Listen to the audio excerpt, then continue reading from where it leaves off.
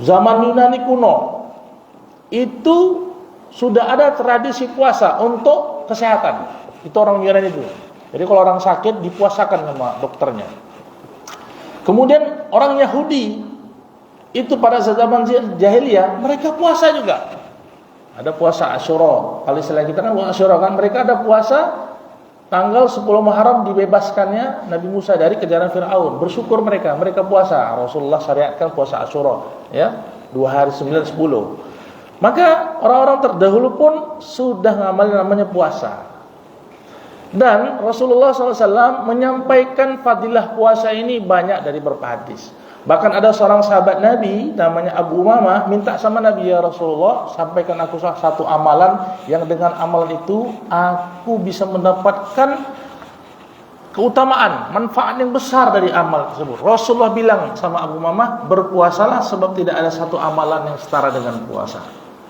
Bahkan beberapa hadis dalam kitab Fadilah Amal bagaimana jelaskan asyamu junnah, puasa itu sebagai tameng. Kemudian banyak lagi hadis, walaupun ada hadis yang tingkatannya dhaif, tapi masih hadis.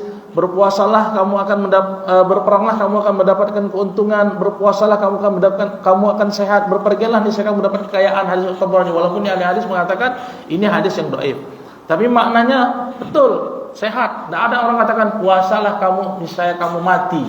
Ada orang mati puasa, mati wah ini meninggal karena puasa Ramadan, meninggal karena puasa Ramadan. Tidak ada. Ya. Segala sesuatu ada zakatnya, dan zakat tubuh adalah puasa. Bapak sekalian, nah sekarang kita lihat saat ini fenomena yang terjadi.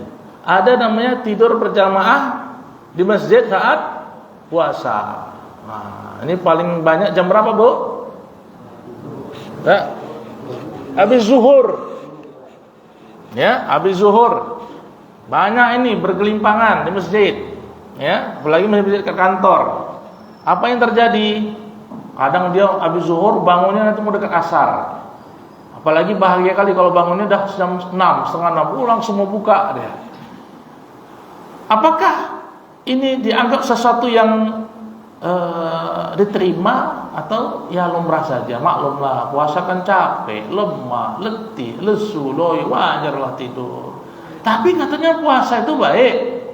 Puasa itu sehat, puasa itu memberikan manfaat yang besar. Puasa itu memberikan kesehatan. Loh, kok sekarang kok kayak gini kan? Ya, ini kalau melawan tentara Israel kayak gini, siang-siang perang, tidur semua di masjid, oh udah selesai lah. Oh, itu di masjid Taqwa Ikhlas itu tidur semua itu.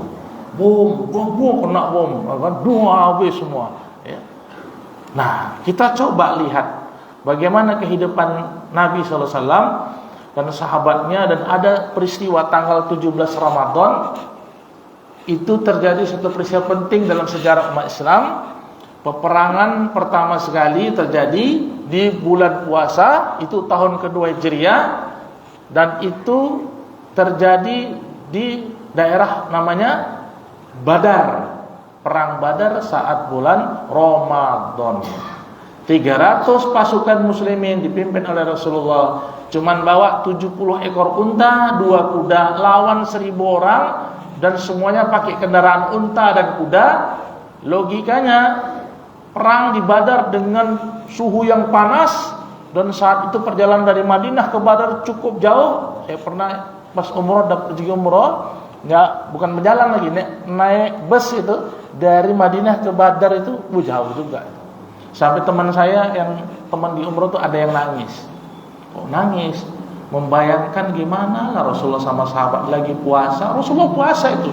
Sahabat pun ada yang puasa, tapi ada juga yang tak puasa. Dan yang nggak puasa pun nggak langsung menghardik yang nggak puasa. Kenapa? Memang perang, situasi sulit.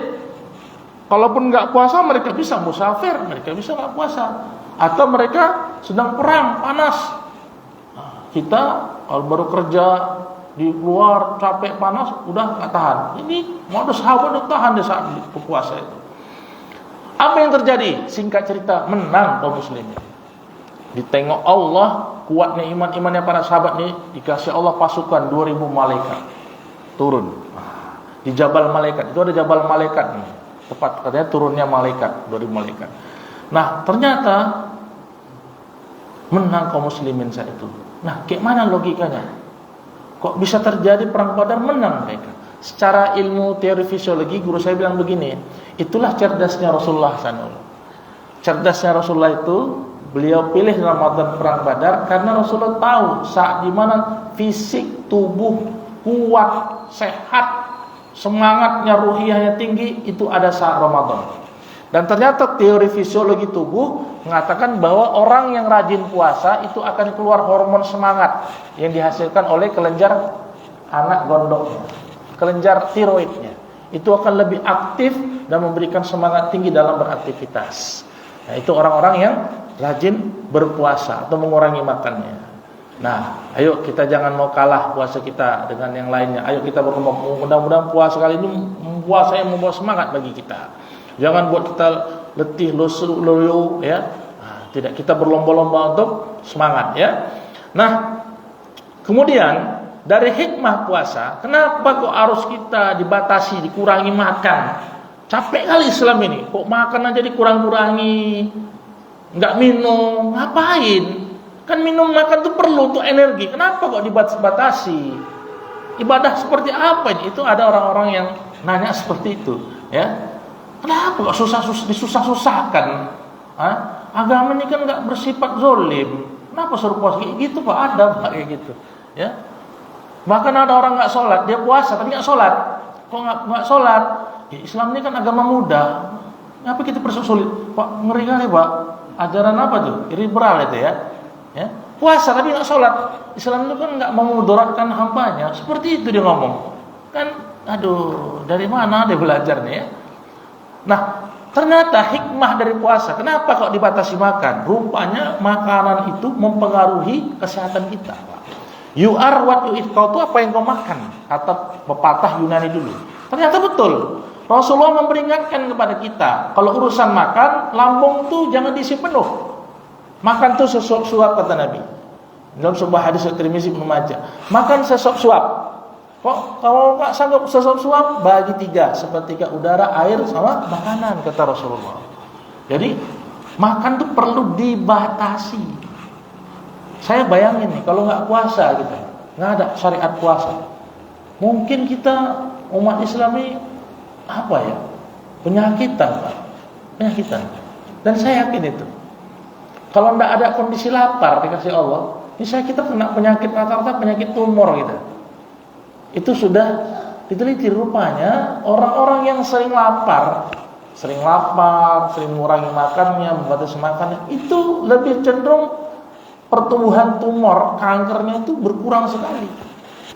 Karena ketika kondisi lapar,